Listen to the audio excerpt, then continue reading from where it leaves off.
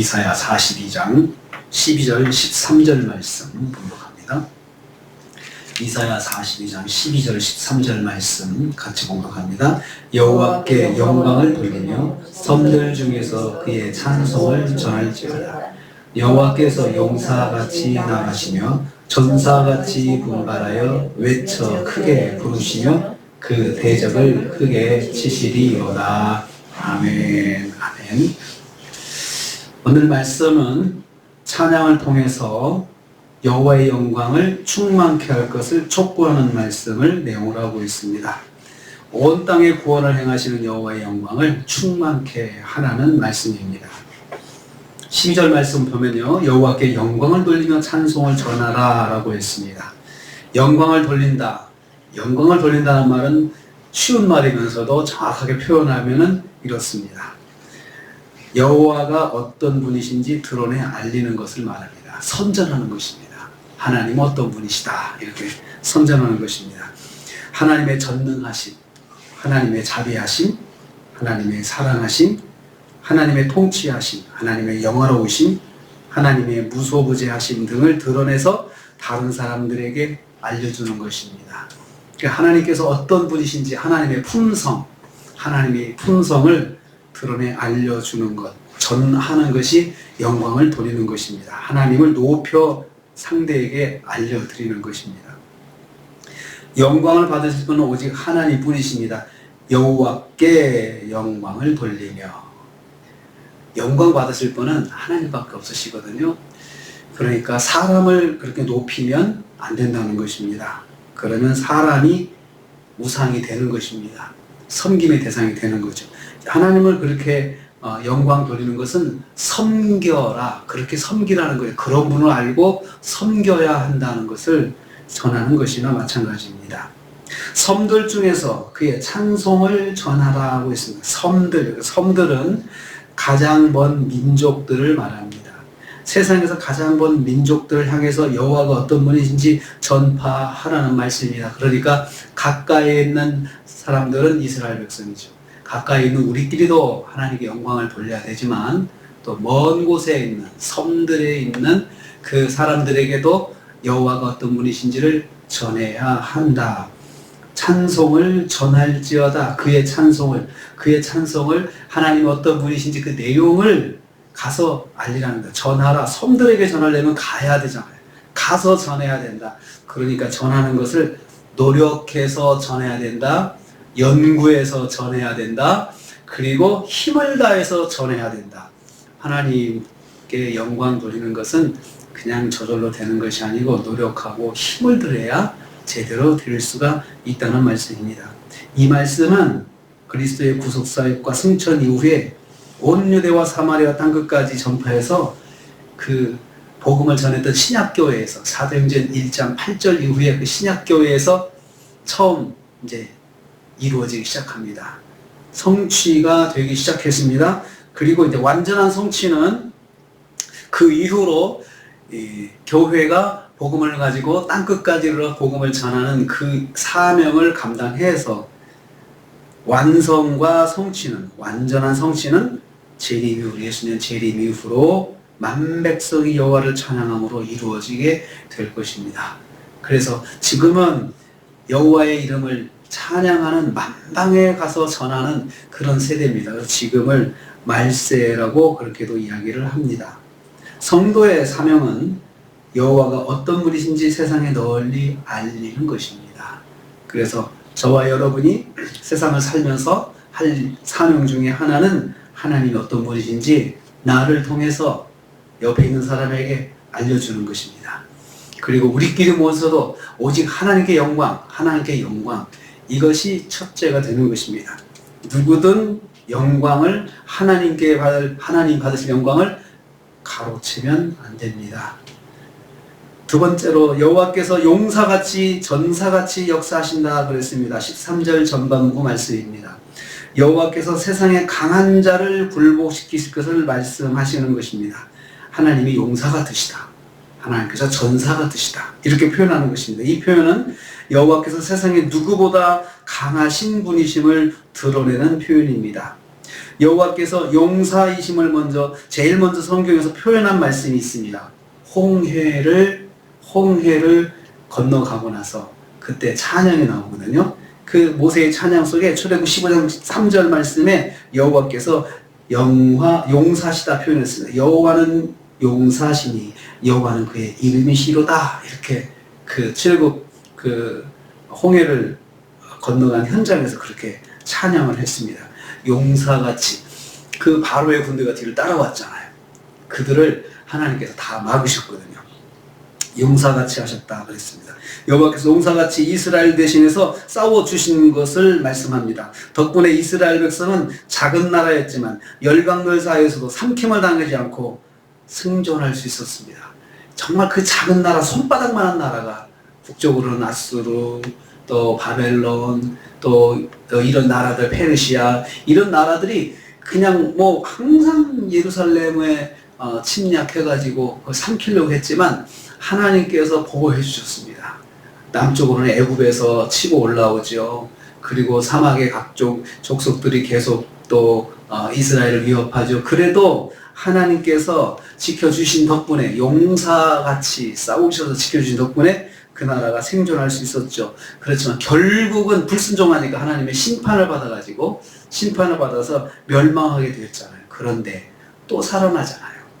하나님께서 그렇게 힘을 다해서 지켜주셨기 때문입니다. 여호와께서 용사처럼 역사하셔서 의로운 종들이 악인에게 압제를 당하며 고난을 당할 때 보호해 주시고 구원해 주셨다는 그 말씀입니다. 성도가 고난당할 때 여호와께서 용사가 되어주셔서 구원해 주십니다. 우리도 어려움 당할 때 하나님께서 하나님 백성에게는 용사같이 싸워주신다고 그랬습니다. 또 그렇게 전사같이 분발해 주신다고 그랬습니다. 우리에게 향해서만큼은 성도가 하나님의 백성이 고난을 당할 때 그 악한 사탄 마귀의 그런 계략으로 고난을 당할 때 하나님께서 가만히 계시지 않으십니다. 이 세상에서 하나님께서 그렇게 전사같이 우리를 도와주신다는 말씀입니다. 세 번째로 여호와께서 그 대적을 크게 치실 것이다 했습니다. 13절 후반부입니다. 외쳐 크게 부르시며 그 대적을 크게 치시리로다 그렇게 말씀했습니다. 먼저 외치고 크게 부르신다 했습니다. 힘센 용사이신 여호와께서 그 대적들을 철저하게 파멸시킬 것을 말씀합니다. 소리 높여 외치며 날카롭게 소리 지르신다는 것입니다. 그러니까 외쳐 크게 부르신다는 소리를 높여, 아주 큰 소리를 높여가지고 날카롭게, 그 동물의 왕국 보면은 그 또 대장 이렇게 그 짐승이 막 소리를 질러가지고 그 무리를 보호하잖아요. 왜 다른 그런 동물이 오면은 먼저 소리부터 크게 질러가지고 날카롭게 질러가지고 무섭게 보이잖아요. 하나님께서 그렇게 우리를 지키실 때 그 소리를 크게 지르셔가지고 그렇게 날카롭게 지르셔가지고 가까이지 못하도록 그 상대에게 겁을 주신다는 거죠. 다시 말하면 큰 소리로 포효하시는 모습입니다. 당신의 백성을 대적하는 자들을, 또 괴롭게 하는 자들의 길을 꺾어버리신다는 말씀이죠. 그렇게 소리로 길을 꺾어버리잖아요. 길을 꺾어서 꼼짝하지 못하고 무섭구나, 내가 가까이 하면 안 되겠구나 라고 겁을 먹도록 그렇게 만들어 주신다는 것입니다. 크게 치신다 했습니다. 이 말씀은 여호와의 대적들을 철저하게 파멸시키신다는 뜻입니다. 대상은 그의 대적들입니다. 하나님께서 대적이 있으실까요? 하나님께 무슨 대적이 있습니까? 전능하신 하나님, 온 세상을 창조하시고 또 주관하신 하나님께 대적이라는 말이 있을 수는 없습니다.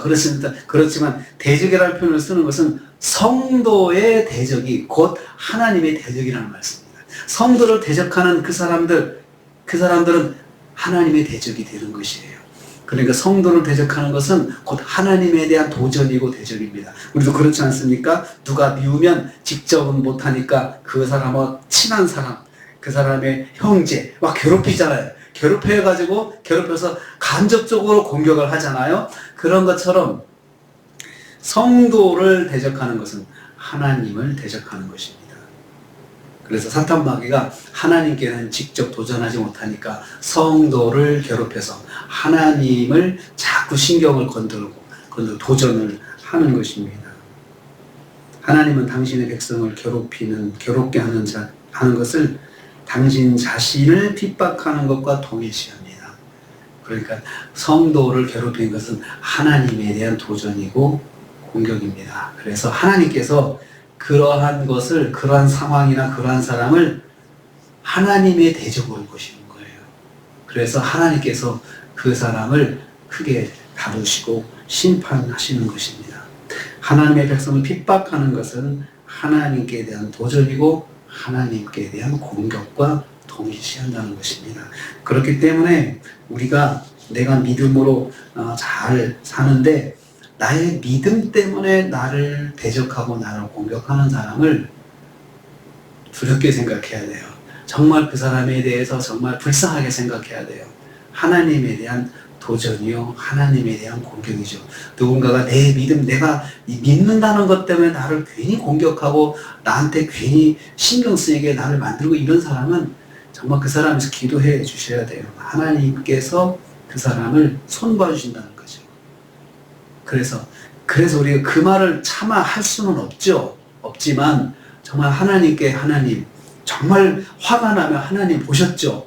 이렇게 기도해도 돼요.